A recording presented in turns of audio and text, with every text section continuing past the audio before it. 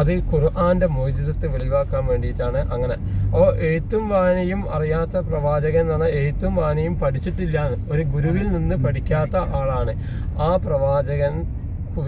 ഏറ്റവും വലിയ ആ കാലഘട്ടത്തിലെ സാഹിത്യകാരന്മാരുടെ കൂട്ടത്തിൽ നിന്ന് ഏറ്റവും വലിയ സാഹിത്യം, ഒരു സാഹിത്യത്തിനും ഖുർആനിലെ ഒരു ചെറിയ സൂറത്തിനെ പോലും മികച്ചു നിൽക്കാൻ കഴിയാത്ത രീതിയിലുള്ള സാഹിത്യമാണ് നബിതങ്ങളെ കൊണ്ടുവന്ന സാഹിത്യവും അത്ഭുതം നിറഞ്ഞ ഈ ആയത്തും. അതിനു വേണ്ടിയിട്ടാണ് ഒരു ഉമ്മിയായ പ്രവാചകൻ എന്ന് നബിതങ്ങളെ കൊണ്ട് പറയുന്നത്.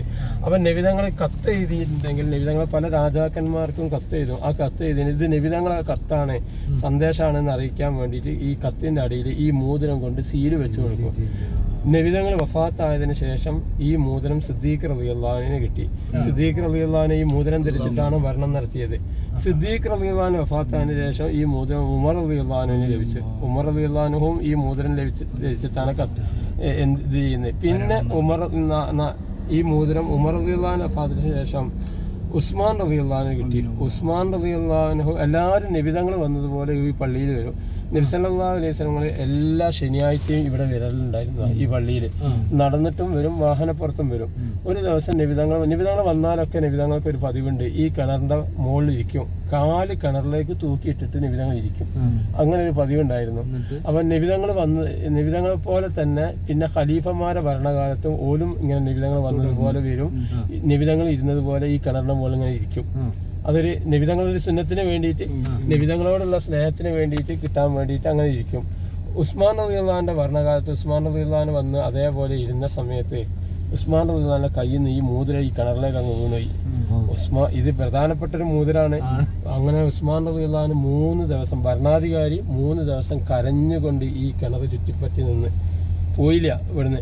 അങ്ങനെ ഈ കിണർ മുഴുവനും തോണ്ടി വൃത്തിയാക്കി, ഈ കിണറിലിറങ്ങി ഫുള്ള് വറ്റിച്ച് നോക്കി, പക്ഷെ മോതിരം കിട്ടിയില്ല. അതിനുശേഷം ഈ കിണറിന് ബീറു ഖാത്തം എന്നുള്ള പേരിൽ ഈ കിണർ അറിയപ്പെട്ടു.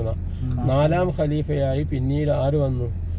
അലി റളിയല്ലാഹു വന്നു. അലി റളിയല്ലാഹുവിന്റെ ഭരണം ഇറാഖിലാണ്. മദീനത്തിൽ നിന്ന് ഭരണം മാറി അപ്പോഴത്തേക്ക് ഇറാഖിൽ നിന്നാണ് അലി റളിയല്ലാഹു. ഇറാഖിൽ നിന്ന് വലിയ സൈന്യമായിട്ട് അലി റളിയല്ലാഹു ഈ മോതിരം തിരയാൻ വേണ്ടി മാത്രം വന്നു. ഈ മോതിരം നേരത്തെ ഉസ്മാൻ റളിയല്ലാഹുവിന്റെ ഭരണകാലത്ത് ഇത് ഫുള്ള് തോണ്ടി വൃത്തിയാക്കിയതാ. അതുകൊണ്ട് ആദ്യം തന്നെ അലി റളിയല്ലാഹു പറമ്പും പരിസരവും മൊത്തം ഈ കിണറിന്റെ ചുറ്റുഭാഗം മുഴുവനും മണൽത്തരികൾ ഇറുക്കി നോക്കി, ഓരോ മണൽത്തരികളിലും നോക്കി. പിന്നെ ഈ കിണർ വറ്റിച്ച് നോക്കി, പക്ഷെ മോതിരം കിട്ടിയില്ല. അതിനുശേഷം ഈ കിണറിന് ബീറു ഖാത്തം എന്നുള്ള പേരിൽ ഈ കിണർ അറിയപ്പെട്ടു. അങ്ങനെയാണ് ബീറു അരീസ് എന്ന് പറയുന്ന കിണർ ബീറു ഖാത്തം, നബിതങ്ങളെ മോതിരം വീണ കിണർ എന്നുള്ള പേരിൽ. ഈ കിണറിൽ നേരത്തെ നബിതങ്ങൾ തുപ്പിയിട്ടുണ്ട്. നബിതങ്ങൾ തുപ്പിയ ഒരു കിണറിലെ കൂട്ടത്തിൽ പെട്ടൊരു കിണറാണ്. അതുകൊണ്ട് തന്നെ ഇവിടെ വന്നാലൊക്കെ ആളുകൾ ആ കിണറിലെ വെള്ളം കുടിക്കൽ പതിവായിരുന്നു.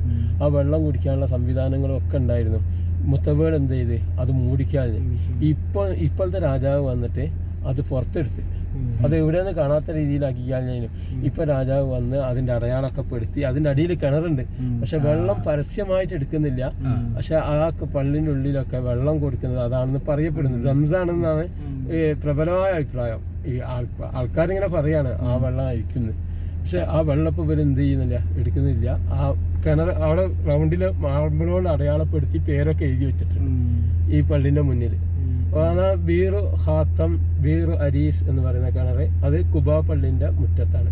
ഇവിടെ പറഞ്ഞ കുബാ പള്ളിയാണ് ഈ മുന്നിൽ കാണുന്നത്. ഇവിടെ കണ്ടില്ലേ, ഇവിടെ ഒരു ഇതാ ഈ അടുത്ത ഭാഗത്ത് ഇവിടെ ഒരു പഴയ കെട്ടിടം. ഇത് നബി സല്ലല്ലാഹു അലൈഹി വസല്ലം മക്കത്ത് നിന്ന് മദീനത്ത് വന്നപ്പം നബിതങ്ങൾ ഏറ്റവും ആദ്യം മദീനത്ത് വന്നിട്ട് സുജൂദ് ചെയ്ത സ്ഥലം. നബിതങ്ങൾ സുബീന്റെ സമയത്താണ് ഇവിടെ എത്തുന്നത്. മക്കത്ത് നിന്ന് ഹിജറ വന്ന് ഇവിടെ എത്തുന്നത് സുബീന്റെ സമയത്താണ്. ബനി ഉനൈഫ് ഗോത്രക്കാര് എന്ന് പറയുന്ന ഒരു ഗോത്രമായിരുന്നു ഇവിടെ താമസിച്ചത്. ഇതൊരു വീടായിരുന്നു.